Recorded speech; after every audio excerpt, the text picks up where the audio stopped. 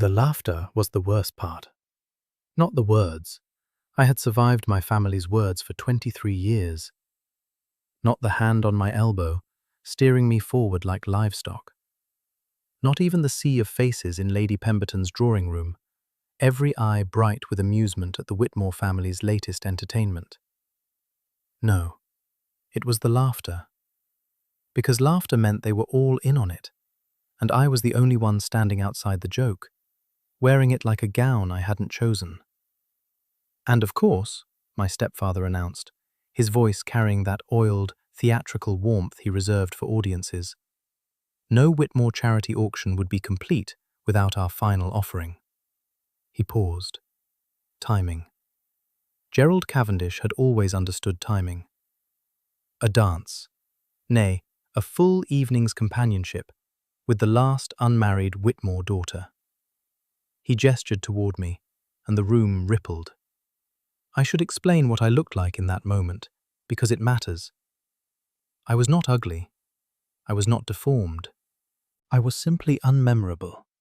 Brown hair without the courtesy of being chestnut or auburn, a face that was pleasant but never stopped anyone mid-sentence, a figure neither willowy nor voluptuous. I was the kind of woman people's eyes moved past on the way to my sister Cecilia, who was golden and devastating, and already married to an earl's second son.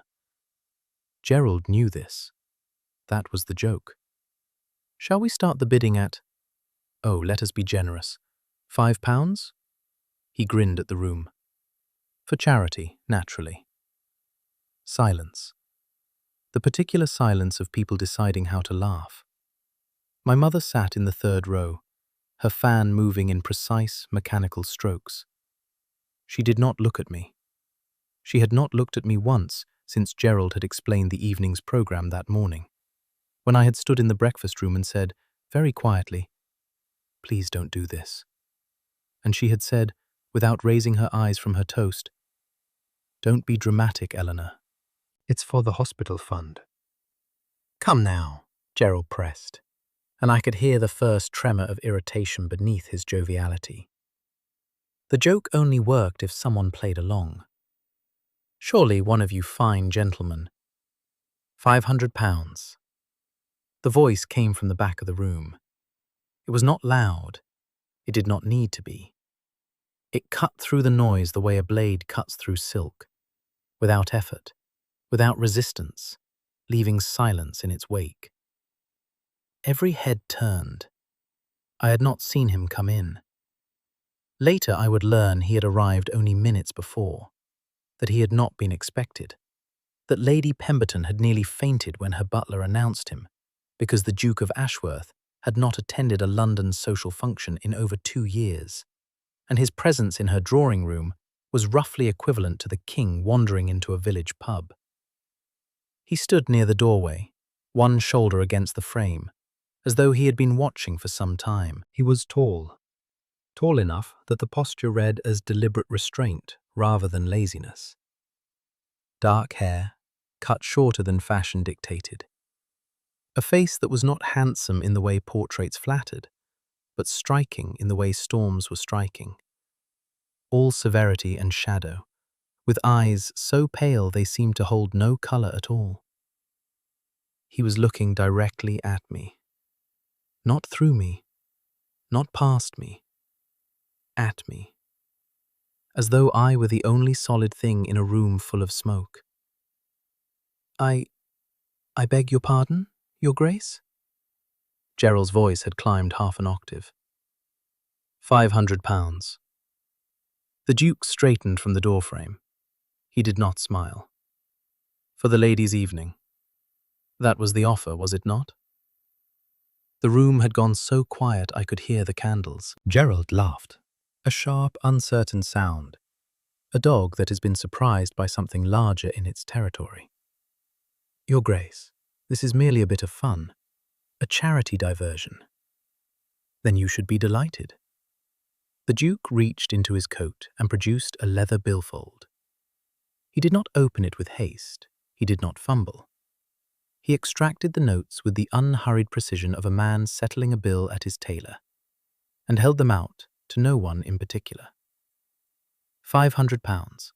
For the hospital fund, I believe you said. Lady Pemberton made a sound like a tea kettle reaching boil. Gerald's face had gone a shade I had never seen before, somewhere between chalk and ash, with 2 spots of livid colour high on his cheeks. He had built the joke on a certainty that no one wanted me, that my presence on that makeshift stage was inherently, obviously comic, because who would pay for an evening with Eleanor Whitmore when there were beautiful women and interesting women and women who mattered?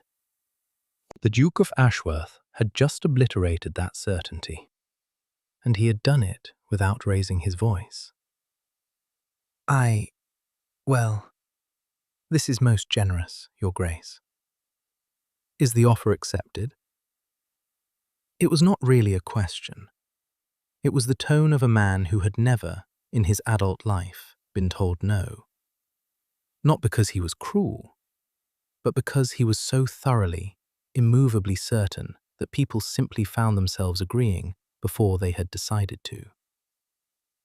Gerald took the money. His hand was shaking. I could see it from 6 feet away. Wonderful, the Duke said. He looked at me again, that same unwavering, colourless gaze, and inclined his head in the barest sketch of a bow. Miss Whitmore, I shall call for you at 7 tomorrow evening. Then he left. He simply left. No pleasantries, no mingling, no acceptance of Lady Pemberton's breathless invitation to stay for supper. He walked out of the drawing room and, from the sound of it, directly out the front door, leaving behind £500 and a room full of people who had entirely forgotten how to speak. I stood on that little stage, alone, my hands clasped in front of me so tightly my knuckles ached, and I thought, what just happened? And then, underneath that thought, a smaller, more dangerous one. Why? I did not sleep. I lay in my narrow bed in the room at the back of the house, the room that had been a servant's quarter before Gerald decided I did not warrant the bedroom I had grown up in.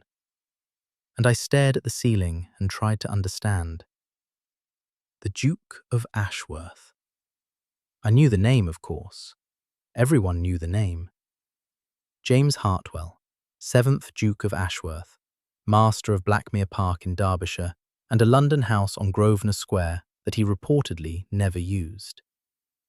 31 years old, unmarried, enormously, almost obscenely wealthy, and, for the past 2 years, a ghost, retreated from society after the death of his younger brother in a riding accident that the gossip sheets whispered had not been entirely accidental.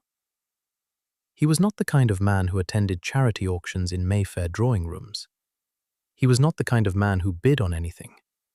He was the kind of man who, if he wanted something, simply acquired it, the way one acquires an estate or a painting, without ceremony, without competition, because competition implied the outcome was in doubt. So why me? I turned the question over like a stone in my palm, examining every face of it. Pity? Perhaps. A rich man's whim to rescue a mouse from a trap, the way one might toss a coin to a beggar. Generous but impersonal. Political manoeuvring? Gerald had connections in Parliament, minor ones, but connections nonetheless. Could the Duke want something from him? Or, and this was the thought that kept me awake longest, the one that made my stomach tighten with something I refused to call hope. Had he seen something? When he looked at me with those colourless eyes, had he seen something the rest of the room had missed? Don't, I told myself. Don't be the fool who mistakes transaction for tenderness. I had been that fool before. I would not be her again. He arrived at 7 precisely. I know this because I had been standing at the upstairs window since 6:30, watching the street, which I will admit to here and nowhere else. The carriage was black and unadorned, except for a small crest on the door, a hawk in flight. No gilding, no ostentation. The horses were matched bays, beautiful and immaculately kept, and the driver wore dark livery without a single unnecessary detail. Everything about the equipage said the same thing the Duke himself had said the night before. I do not need to impress you, I am simply here. Gerald intercepted me in the hallway. A word, Eleanor. He was smiling. That was always dangerous. This is a remarkable opportunity, he said, keeping his voice low. The front door was 10 feet away, and behind it, the Duke was waiting. A man like Ashworth, the connections alone. You auctioned me as a joke, I said, and now you would like me to be useful. Something flickered behind his eyes. Gerald did not like to be reminded of things he had reframed. Last night's humiliation had already been rewritten in his mind as a masterstroke. Naturally, he had put me forward. Naturally, a duke had seen the value. Naturally, Gerald Cavendish was the kind of man whose stepdaughters attracted the highest bidders.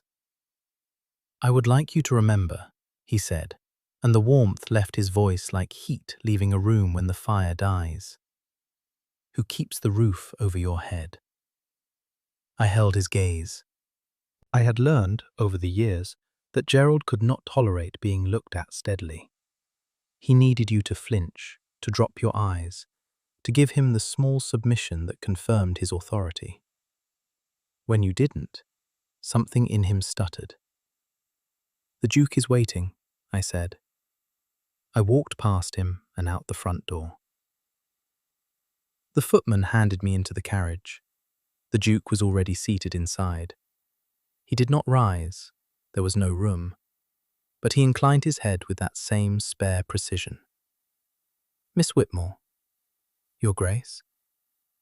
He studied me for a moment as the carriage lurched into motion.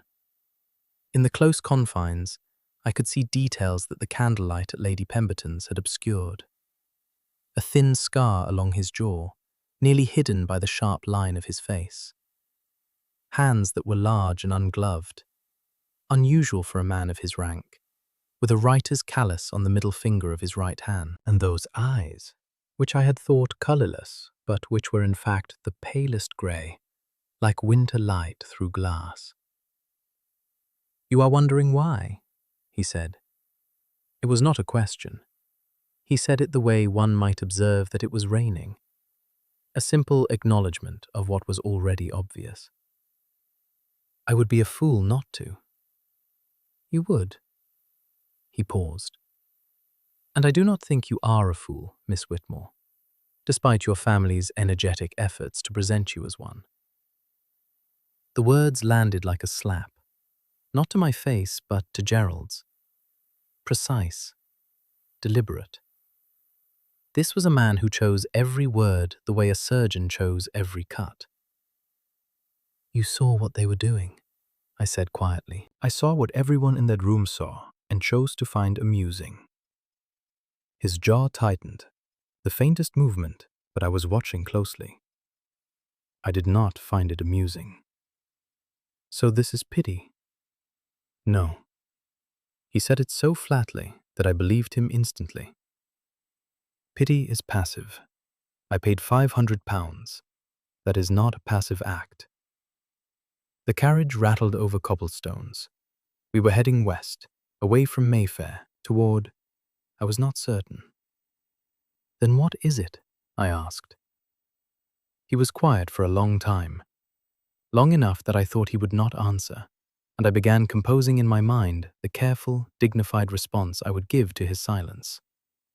But then he spoke. 3 years ago, he said, I attended a lecture at the Royal Institution.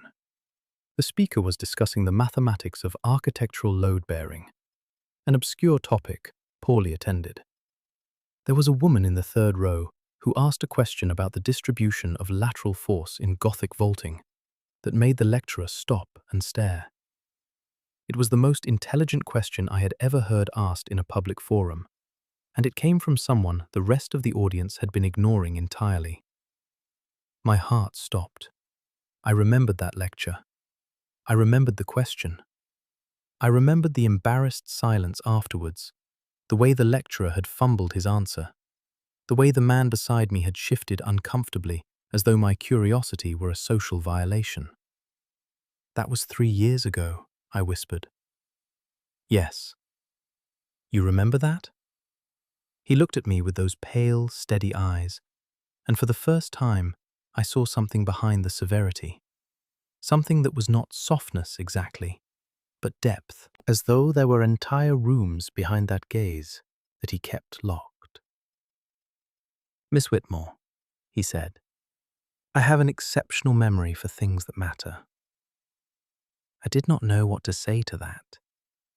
I did not know what to do with a sudden, vertiginous feeling that the ground I had been standing on, the certainty that I was forgettable, unremarkable, a footnote in every room I entered, had just cracked beneath me. So I said nothing, and he seemed to find that acceptable. "You took me to Blackmere House on Grosvenor Square. Not to a restaurant, not to the theatre, not to any public venue where we would be observed and catalogued and reported on in tomorrow's gossip sheets. To his home, where a table had been laid for two in a library so vast that the candlelight did not reach the ceiling, and the walls were books from floor to gallery, and there was a fire burning in a hearth large enough to stand in." "I thought," he said, with the faintest trace of something that might have been uncertainty, "that you would prefer privacy to spectacle." He was right, and the fact that he knew that he had intuited it without being told, unsettled me more than anything else that had happened in the past 24 hours. We dined. The food was simple and exquisite. Roasted pheasant, early asparagus, a wine that tasted like the memory of summer. We talked. Or rather, he asked questions and I answered them. And slowly, with the wariness of an animal emerging from a long winter, I began to ask questions in return. He had read widely and thought deeply, and had the rare ability to be genuinely interested in ideas that were not his own. He asked about architecture, about the mathematics I had taught myself from books borrowed and sometimes stolen from Gerald's study, about what I would build if I could build anything. "A bridge," I said, without thinking. What kind? "One that doesn't need to be beautiful. Just sound. Strong enough to hold." I paused. I think there is something noble about a structure that exists purely to bear weight, to carry people from one side to the other. No ornamentation, just function and faith. He set down his glass. The firelight caught the angles of his face, and for a moment he looked less like a duke and more like a man who had just heard something he had been listening for without knowing it. "You are not what they say you are," he said. "What do they say I am?" "Nothing." His voice was very quiet. "That is the problem. They say nothing because they have decided you are nothing. And they have been so thorough in that decision that even you have begun to believe it." The words hit something inside me that I had kept buried so deep I had forgotten it was there. Not a wound exactly. A room. A locked room where I kept the version of myself that still believed she deserved to take up space. My eyes burned. I did not cry. I had not cried since I was 16, and Gerald had sold my father's books. The only things I had left of him, to pay a gambling debt. I had decided then that tears were a currency I could not afford, and I had not spent a single one since. But I came close. In that library, with the fire dying, and a duke watching me with eyes that saw too much, I came dangerously, terrifyingly close. "I should like to see you again," he said. "Why?" Because I am not finished. Finished with what? He almost smiled. Not quite. His mouth moved a fraction. His eyes shifted. But the ghost of it was there, and it transformed his face so completely that I felt the breath leave my body. Finding out what else they were wrong about. He called again 4 days later, and again the following week. And on the third visit, he brought something that changed everything. It was a Tuesday, grey London light through the parlor windows. My mother installed on the settee a chaperone. Though she had fallen asleep over her embroidery within the first quarter hour, a habit Gerald would have exploited had he known. The Duke sat across from me, and between us, on the low table, he placed a leather folio. "I brought this for your opinion," he said. I opened it. Inside were architectural drawings, plans for a footbridge on the Blackmere estate, commissioned 10 years ago by his father and never built. The design was competent but uninspired. A simple stone arch over what the notation indicated was a 30-foot span across a stream. The original engineer died before construction, the Duke said. The plans have sat in my study since. I have been told the design is sound. I studied the drawings. The proportions were adequate, the materials appropriate, but the load calculations bothered me. The approach was conservative, to the point of waste. The abutments were twice the mass they needed to be, and the arch curve was wrong for the span, creating unnecessary lateral thrust that the oversized abutments were meant to absorb. "It is sound," I said carefully, "in the way a fortress is sound when what you need is a house." Something shifted in his expression. Interest, sharpening. "Go on." "The arch is semicircular, but for this span, a segmental arch would distribute the load more efficiently. You could reduce the abutment mass by a third and gain a more elegant rise. And here," I turned the drawing toward him, tracing the line with my finger, forgetting for a moment that I was speaking to a duke and not a fellow student of mathematics. "The voussoirs are uniform, but if you taper them toward the crown, the compression line follows the arch more naturally. It is, forgive me, it is rather like building a sentence with too many words. The meaning is there, but the structure is clumsy." I looked up. He was not looking at the drawings. He was looking at me. Not the way men usually looked at me.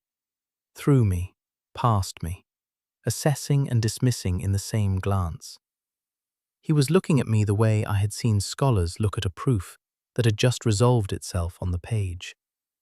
With recognition, with something dangerously close to wonder. "You see it," he said. "Not a question." "Of course I see it. The mathematics are quite straightforward." "Not the mathematics. The wastefulness. The gap between what is built and what is needed. You see it everywhere, don't you?" He leaned forward. His elbows were on his knees now. The formal distance between us collapsed, without either of us deciding to collapse it.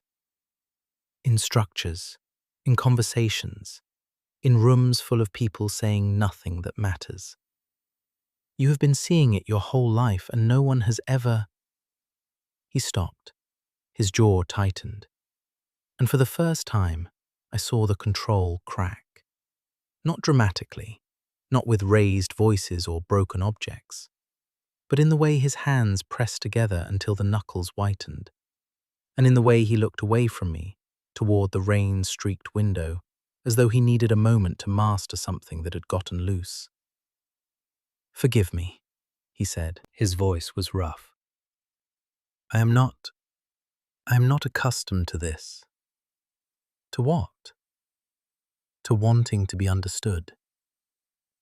He said it so quietly I almost missed it. My brother was the only person who ever... And after he died, I decided that solitude was simpler, safer, that I could live inside the walls and they would hold. He turned back to me, His eyes were bright, not with tears, but with the effort of containing them. And then you asked a question about Gothic vaulting in a room full of strangers, and the walls came down, and I have spent 3 years trying to rebuild them, and I cannot. I have tried, Miss Whitmore. I cannot. My mother snored softly on the settee. The clock ticked. The rain drew crooked lines down the glass. I reached across the space between us and laid my hand over his. I knew what I was doing. I knew the rules I was breaking. Not just propriety, not just the careful architecture of chaperones and formal distance, but my own rules. The ones I had built after the last time I trusted someone. After the last time I let myself want something and watched it be taken away. I was dismantling my own fortifications, and I was doing it with my eyes open. His hand turned beneath mine. His fingers closed around my fingers. He held my hand the way I had described the bridge. No ornamentation, just function and faith. Just the weight of one person holding on to another.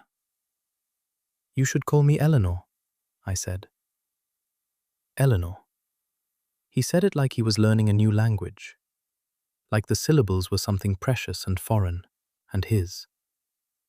"And I should like," I said, "to redesign your bridge." That was when he smiled. Not the ghost, not the fraction, the real one, rare and crooked and devastating, the one that took apart every wall it touched. And I understood, with a clarity that felt like stepping into cold water, that I was not falling. I had already fallen. I had fallen 3 years ago in a lecture hall, when a question I asked into silence was heard by exactly one person in the room, and he had carried it with him like a stone in his pocket ever since. The letter arrived on a Tuesday. It was waiting on the breakfast table when I came down, propped against the teapot with Gerald's studied casualness. The kind of placement that said, "I want you to know I have read this before you." I opened it. My hands were steady, because steadiness was something I had practiced until it became armor. It was from a solicitor, Mr. Henry Pratt of Pratt and Hodges, Lincoln's Inn Fields. And it informed me, in the dry, bloodless language of the law, that my stepfather had accepted an offer of marriage on my behalf. Not from the Duke of Ashworth, from Sir Edmund Trevalick, a baronet from Cornwall, 53 years old, twice widowed, a man I had met exactly once at a dinner party 6 weeks prior, where he had stared at my collarbones throughout the fish course and told Gerald, within my hearing, that he admired a quiet temperament in a wife. Gerald had sold me, not as a joke this time, as a transaction. I read the letter twice. I folded it along its original creases. I placed it beside my plate. And then I stood and walked to Gerald's study, where he sat behind his desk with the particular expression of a man who has done something monstrous and decided in advance to call it reasonable. "Ah, Eleanor, you've seen—" "You cannot do this." "I have done it. The settlement is agreed. Trevalick is generous. 1,500 a year to the family upon the marriage. Your mother and I am not yours to sell." Gerald leaned back. He was a large man, not tall, but broad, with the kind of physical presence that filled a room and pressed against everyone in it. He had used that presence on me for years, the subtle intimidation of sheer mass, the understanding that he could, if he chose, simply stand too close, and there was nothing I could do about it. "Your father," he said, "left you nothing. No dowry, no income, no property. You live in my house, eat my food, wear clothes I provide. You are, in every legal and practical sense, dependent upon my goodwill." He smiled. "And my goodwill has a price, Eleanor. It has always had a price. You have simply been too expensive to maintain and too plain to sell, until now. The cruelty of it was so clean, so precise, that I almost admired the craftsmanship. He had waited 23 years to say those words. He had been composing them in his head every time he looked at me and saw not a person, but a debt. "Trevallick will come to London next week," Gerald said. "You will be presented to him. You will be docile and pleasant and grateful. And if you are not—" He let the threat hang. "If I am not? Then I will make very certain that the Duke of Ashworth hears about your mother's history. The full history, including the parts that would make his association with this family untenable." My blood went cold. He knew. Of course he knew. Gerald always knew which cards to hold and when to play them. My mother's first marriage, to my father, had been happy but impoverished. What no one in society knew, what Gerald had buried when he married her, was that between my father's death and Gerald's proposal, my mother had spent 11 months in a debtor's prison. I had been 8 years old, living with a cousin who resented the imposition, while my mother rotted in a cell and tried to negotiate her way out. If that became known, if it reached the gossip sheets, the drawing rooms, the ears of a duke whose family name was spotless, it would destroy us. Not just me, my mother, my sister Cecilia, whose earl's son would discover his wife's mother was a convicted debtor. The entire fragile edifice Gerald had built. He was not threatening me. He was threatening everyone I loved. "You have until Friday," Gerald said. "I suggest you spend the time wisely." I did not go to the Duke. I could not. What would I say? "My stepfather is selling me to a 53-year-old baronet, and if I resist, he will destroy my family with a truth I cannot deny." I was not the kind of woman men rescued. I was the kind they overlooked. And the fact that one extraordinary man had briefly decided otherwise did not change the fundamental mathematics of my life. But I could not simply submit either. I had held his hand. I had heard his voice break on the word understood. I had watched him smile, and I knew, the way you know a beam will hold or a calculation is correct, with bone-deep mathematical certainty, that what was between us was real, and that surrendering it to Gerald's cruelty would be a demolition I could not survive. So on Wednesday, 2 days before the deadline, 1 day before I had expected to see James again, I did something I had never done. I went to Grosvenor Square alone. It was reckless. A woman of no particular standing, unchaperoned, arriving at the home of an unmarried duke. If anyone saw me, the scandal would do half of Gerald's work for him. I knew this. I went anyway. Because recklessness, I was learning, was sometimes just courage that couldn't afford to wait. The butler admitted me with an expression of carefully managed alarm. James came down within minutes, and the moment he saw my face, his own changed, the composure falling away like a coat shrugged off. "What has happened?" I told him. All of it. Gerald, Trevallick, the solicitor's letter, the threat against my mother. I told it clearly and completely, because if I was going to ask this man for help, I would not do it in fragments and implications. He deserved the full architecture of my disaster, load-bearing walls and all. When I finished, he was very still. Then he walked to the window and stood with his back to me, and I watched his hands clench at his sides, once, twice, before he mastered himself. "Trevallick," he said. The name sounded different in his mouth, flatter, harder. "You know him?" "I know of him. His second wife died of a fall. The coroner's report was accommodating." My stomach turned to ice. "And your stepfather?" He turned from the window. His face was the same, composed, controlled, precise. But his eyes had changed. They were no longer winter light, they were steel. He believes your mother's debt is leverage. It is leverage. If it becomes known, it will not become known. He paused. But I cannot simply make this disappear, Eleanor. The original creditor. I will need to find the records, trace the debt through whatever hands it has passed. The prison records are another matter. These things take time, and your stepfather has given you 2 days. The honesty of it, the admission that he could not simply wave his hand and resolve everything, startled me. I had expected the certainty I had seen in Lady Pemberton's drawing room. Instead, I saw a man calculating, strategizing, genuinely working through a problem that did not have an easy answer. I will set my solicitors to it today, he said. Immediately. But I need you to understand, it may not be complete by Friday. I may be able to settle the debt, but not destroy every record. There may be a gap. Then Gerald will use the gap. Yes, he met my eyes. Which means we need something else.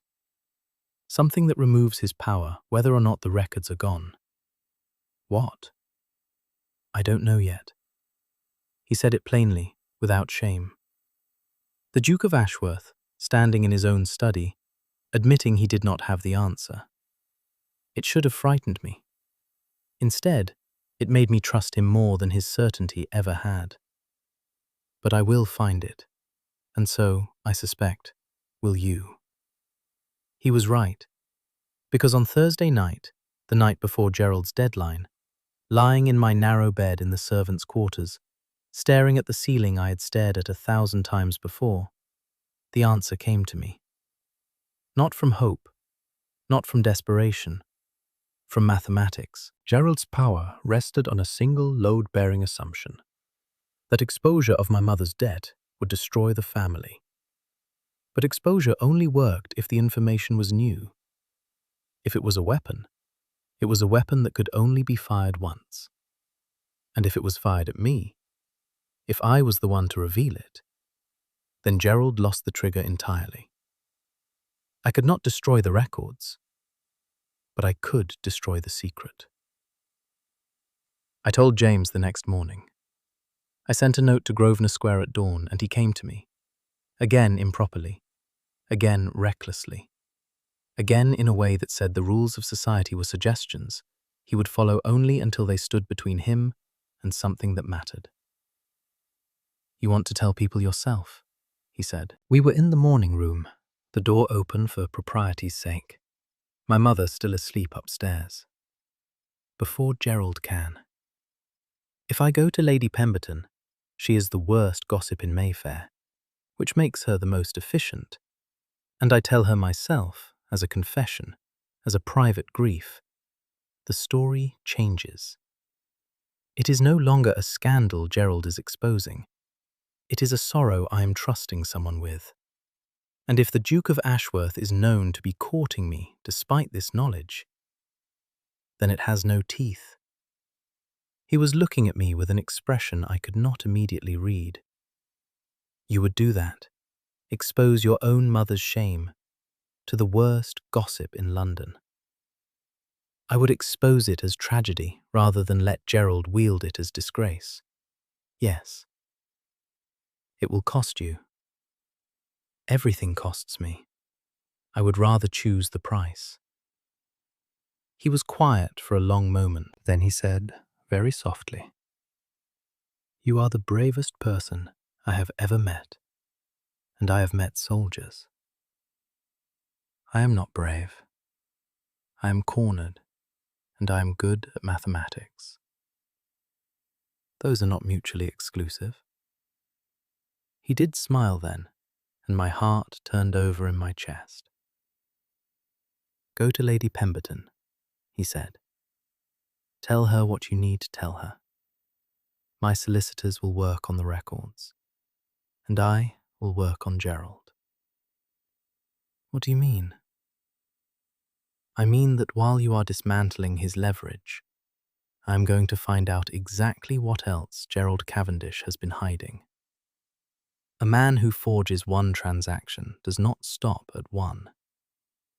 I am going to pull every financial thread he has until the entire fabric comes apart.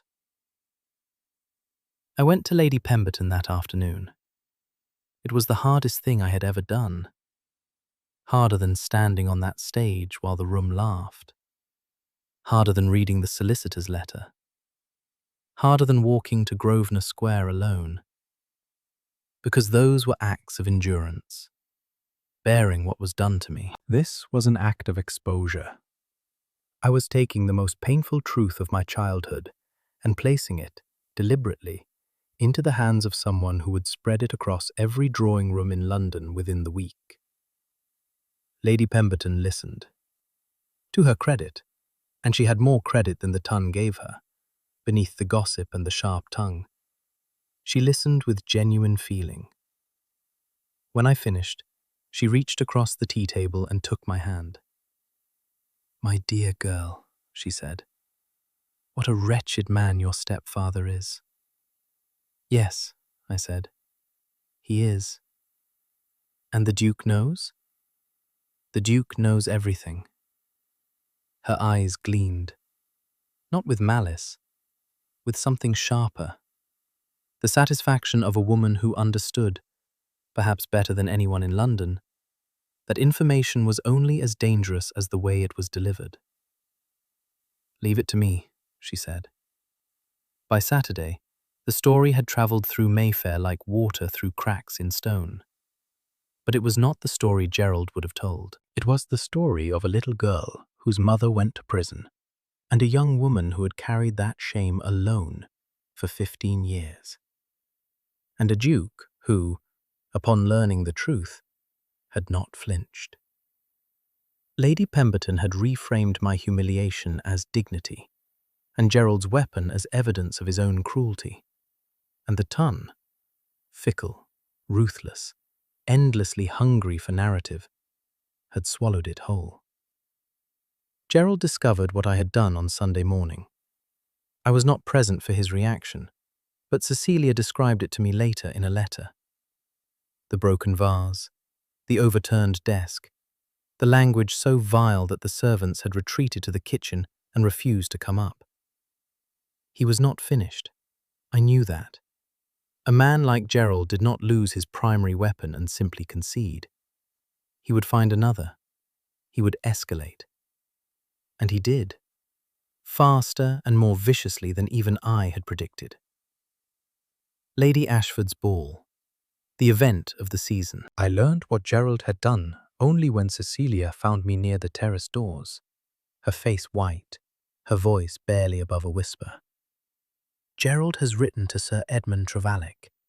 He has told him you are compromised, that Ashworth has... Eleanor, he has fabricated a letter with details. He has asked Trevalick to confront the Duke publicly. Tonight, here." Gerald had manufactured the one scandal my confession to Lady Pemberton could not preempt. Not my mother's history, my virtue. A lie about what had happened between me and the Duke, weaponized in a ballroom, designed to force James into either a marriage under duress or a public withdrawal. "Where is Trevalick?" I said. "Near the refreshment table." "Eleanor, you cannot." But I was already moving. I found him before James did. Sir Edmund Trevalick, 53 and soft-faced, standing with a glass of champagne and a folded letter, and the particular expression of a man who has been given a weapon and is savouring the moment before he uses it. He saw me. He smiled. The smile of a man who believed he owned something. "Miss Whitmore, how delightful. I was just... You were just about to make a spectacle based on a forgery," I said. My voice was low, but it carried. It carried because I had spent 23 years being quiet, and I was finished. That letter was written by my stepfather, who has debts he cannot pay and a stepdaughter he cannot sell. And you are the fool he found willing to do his work for him." Trevallick's smile curdled. "I beg your pardon." "You should.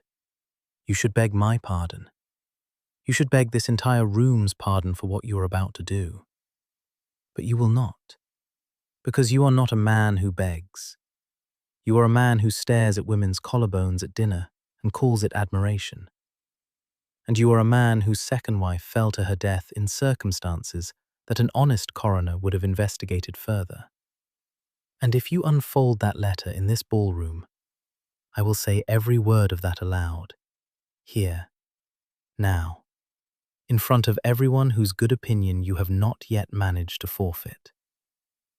The ballroom had gone quiet. Not entirely. The orchestra still played, couples still danced at the far end. But the cluster of guests nearest to us had stopped talking, stopped moving, stopped breathing. Trevallick's face was grey. His hand, the one holding the letter, had dropped to his side. "You," he began. "She is not finished." James, behind me. I had not heard him approach, but I felt him. The way you feel a wall at your back, solid and immovable. He stepped forward until he stood beside me, and his hand found the small of my back, and the touch, light, deliberate, unmistakable, said everything his words had not yet said. "But I believe I am," he continued. He was looking at Trevallick with the calm, precise attention of a man who has assessed a structural weakness and knows exactly where to press. "Sir Edmund, you have two choices. You may leave this ball with the letter in your pocket and your reputation intact, or you may open it, in which case I will ensure that every detail of your financial arrangement with Gerald Cavendish, including the terms under which you agreed to purchase a woman, becomes a matter of public record by morning." He paused, not for drama, for precision. Because James Hartwell did not make threats. He made statements of fact. "I have been investigating Mr. Cavendish's finances for some weeks now," he said, and his voice carried farther than Trevallick's had, farther than Gerald's had, farther than anyone's. Because the room was silent now, fully silent, 300 people holding their breath. "What I have found includes forged securities, fraudulent estate valuations, and the systematic theft of his stepdaughter's maternal inheritance. This information is currently with my solicitors and will be presented to the appropriate authorities on Monday." A murmur ran through the crowd like wind through wheat. "Miss Whitmore came to this ball tonight knowing what you intended," James continued.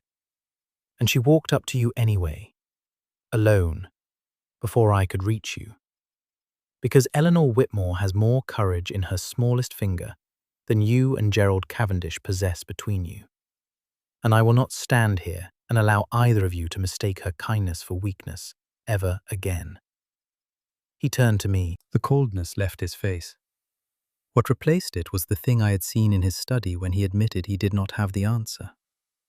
Not certainty, but something better. Faith. In me. In us. In the bridge we were building together, span by span, stone by stone. "Eleanor," he said, "I have spent 3 years trying to be the kind of man who deserves to say this to you." His voice faltered. James Hartwell, 7th Duke of Ashworth, whose voice had never wavered in my hearing, faltered. "I love you. Not the idea of you. Not the project of you. You. The woman who asked a question in a silent room and changed the entire architecture of my life. 300 people. Not a whisper." "You impossible man," I said. My voice was wrecked.